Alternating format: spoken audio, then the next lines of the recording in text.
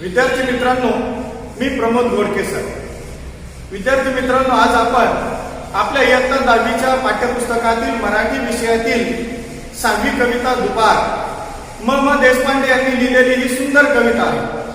त्या कवितेचा आज आपण अभ्यास करणार आहोत. दुपार म्हटलं की सूर्य आग उगत असतो, सूर्य डोक्यावर आलेला असतो, रस्ते निर्मनुष्य असतात, येणारा जाणाराची गर्दी दुपारच्या वेळेला रस्त्यावर दिसत नाही. कवीने तर कल्पना अशी केलेली आहे की झाडांच्या सावल्या सुद्धा बुंद्याजवळ आलेल्या असतात, त्या विश्रांती घेत असतात. कळी वाऱ्याच्या लहरीवर डोलत असते आणि मनाशी लासत असते. म्हणजे एकंदरीत दुपारची वेळ ही विश्रांतीची वेळ असते, आराम करण्याची वेळ असते.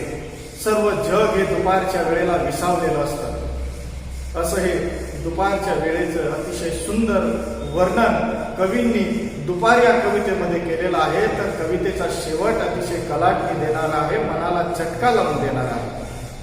शेवटी कवी म्हणतात की दुपारच्या वेळेला एक सून रस्त्याने जाताना दिसते. नदीवर धुणं घेऊन ती चाललेली असते, धुणं धुवायला निघालेली असते. तिलाही विश्रांती घ्यावीशी वाटते, तिलाही आराम करावासा वाटतो, झाडाच्या सावलीला तिलाही बसावंसं वाटतं, परंतु ती बसत नाहीये. ती धुणं धुवायला निघालेली आहे, सूर्य आग ओकत आहे. तरी सुद्धा तिचं काम तिला सर्वप्रथम पूर्ण करायचं आहे. तिला माहिती आहे आपण जर वेळेवर काम पूर्ण केलं नाही तर सासू सासरे बोलतील, टोचून बोलतील, नवराही बोलेल. आपण आपलं काम जे आहे ते सर्वप्रथम पूर्ण करायला पाहिजे. म्हणजेच या कवितेमध्ये शेवटी एका स्त्रीमनाच्या दुःखाचा वेध घेतलेला आहे. कवितेचा शेवट मनाला चटका लावून देणार आहे. अशी ही कवीची सुंदर कविता आहे. विद्यार्थी मित्रांनो, पाहूया, आज आपण अभ्यास करूया दुपार या कवितेचा. विद्यार्थी मित्रांनो, आज आपण आपल्या इयत्ता 10वीच्या पाठ्यपुस्तकातील मराठीतील 6वी कविता दुपार या दुपार कवितेचा आज आपण अभ्यास करणार आहोत. मनोहर महादेव देशपांडे यांनी लिहिलेली ही सुंदर कविता आहे दुपार. दुपारच्या वेळेचं वर्णन या कवितेमध्ये केलेले आहे कवींनी. अतिशय सुंदर वर्णन आहे. कवितेचा अभ्यास करण्या अगोदर विद्यार्थी मित्रांनो, आपण कवींचा परिचय पाहूया. मनोहर महादेव देशपांडे यांचा जन्म 1929 मध्ये यवतमाळ या ठिकाणी झाला, तर मृत्यू 25 डिसेंबर 2005 मध्ये झाला. मनोहर महादेव देशपांडे हे नागपूर येथे नोकरी करणारे मराठीतील नामवंत कवी होत. बनफूल हा त्यांचा काव्यसंग्रह अतिशय गाजला. अंतरिक्ष फिरलो पण हा त्यांच्या निवडक कवितांचा संग्रह द.बी. कुलकर्णी यांनी संपादित केला आहे. साध्या सोप्या शब्दकलेतून उत्कट भाषाभिव्यक्ती करणारी त्यांची कुशलता विशेष लक्षात घेण्यासारखी आहे. प्रस्तुत कवितेत दुपारच्या काहीशा शांत विश्रब्द वातावरणाचे चित्रण आहे आणि कवितेची शेवटची कलाटणी विलक्षण आहे. मनाला चटका लावून देणारी कलाटणी आहे. तर मनाला चटका लावून देणारा शेवट कवितेचा आहे. पाहुयात विद्यार्थी मित्रांनो, मनोहर महादेव देशपांडे यांनी लिहिलेली सुंदर कविता दुपार. पीते निलिमा दुपार पिवळी, आपल्याशीच हासते कळी. विद्यार्थी मित्रांनो, दुपार म्हटलं की सूर्य डोक्यावर आलेला असतो, सूर्य आग ओकत असतो, कडाक्याचं ऊन पडलेलं असतं. दुपारच्या वेळेला सगळं जग विसावलेलं असतं. दुपारची वेळ म्हणजे विश्रांतीची वेळ असते आणि अशा या दुपारच्या वेळेचं अतिशय सुंदर वर्णन कवींनी आपल्या या कवितेमध्ये केलेलं आहे. निळ्या रंगाचा आकाश आणि या आकाश सुद्धा दुपारच्या वेळेचा आस्वाद घेत आहे. आपल्याशीच हासते कळी, वाऱ्याच्या लहरीवर कळी ही डोलत असते, हसत असते. दुपारच्या वेळेचा आनंद ती उपभोगत असते. त्याचबरोबर सावळ्या छायेत निजला पाथ, पाऊल वाटाही स्तब्ध विश्रांत. दुपारच्या वेळेला पाऊल वाटा ह्या शांत असतात.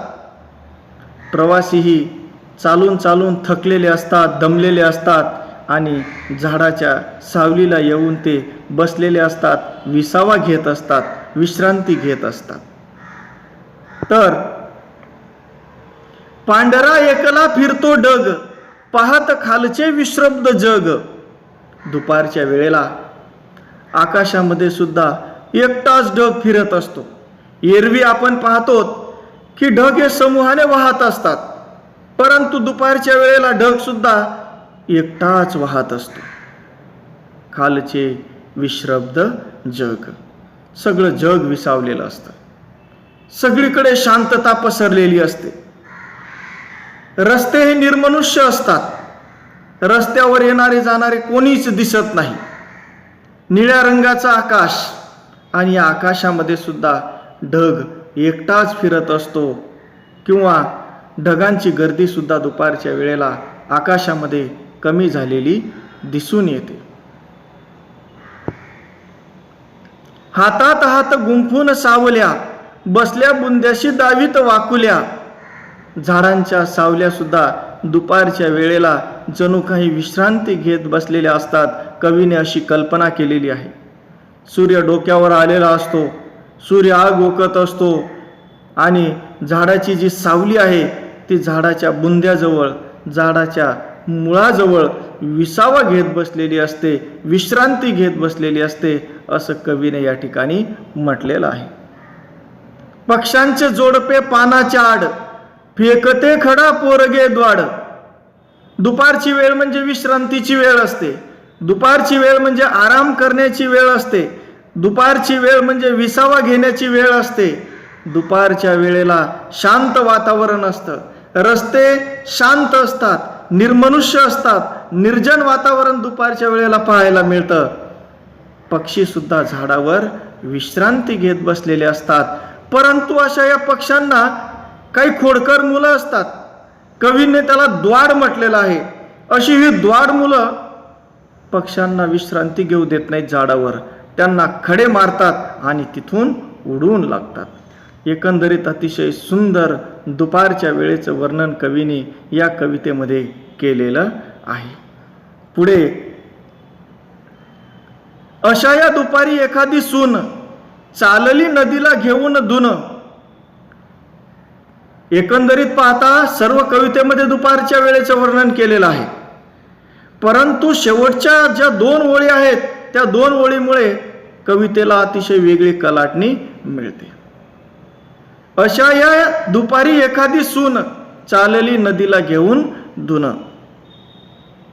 एखादी सून नदीवर धुन घेऊन जाताना दिसते. तिलाही विश्रांती घ्यावी वाटते, तिलाही आराम करावासा वाटतो, परंतु ती आराम करत नाहीये, विश्रांती घेत नाहीये, विसावा घेत नाहीये, झाडाच्या सावलीला बसत नाहीये. तिला माहीत आहे आपण जर विसावा घेतला, आपण जर विश्रांती घेतली, आराम केला तर आपल्या कामाला उशीर होईल, आपलं काम वेळेवर पूर्ण होणार नाही. नदीवर धुणे धुवायला जायचं आहे, कपडे धुवायला जायचं आहे, वेळेतच आपलं काम पूर्ण झालं पाहिजे, वेळेवर आपण काम पूर्ण केलं पाहिजे. आणि आपलं काम वेळेवर पूर्ण नाही केलं तर आपले सासू सासरे आपल्याला मारतील, टोचून बोलतील. त्यापेक्षा आपण दुपारची वेळ का असेना, सूर्य आग ओकत आहे, ऊन कडाक्याचं पडलेलं आहे, विश्रांती न घेता ती नदीवर धुणं धुवायला निघालेली आहे. रस्त्याने ती चालताना एकटीच दिसत आहे. कवीने या कवितेमध्ये शेवटी एका स्त्रीमनाच्या दुःखाचा वेध घेण्याचा प्रयत्न केलेला आहे. वरवर पाहता कवितेमध्ये दुपारचं वर्णन केलेलं आहे, परंतु शेवटच्या 2 ओळीमध्ये कवितेला अतिशय वेगळी कलाटणी मिळालेली आहे. विद्यार्थी मित्रांनो, एकंदरीत सारांश रूपाने पाहिलं असता की दिवसाच्या इतर प्रहरापेक्षा दुपारची वेळ काहीशी सैलसर आणि निवांत असते. उन्हाच्या काहिलीपासून पशु पक्षी माणसे आपला बचाव करू पाहतात.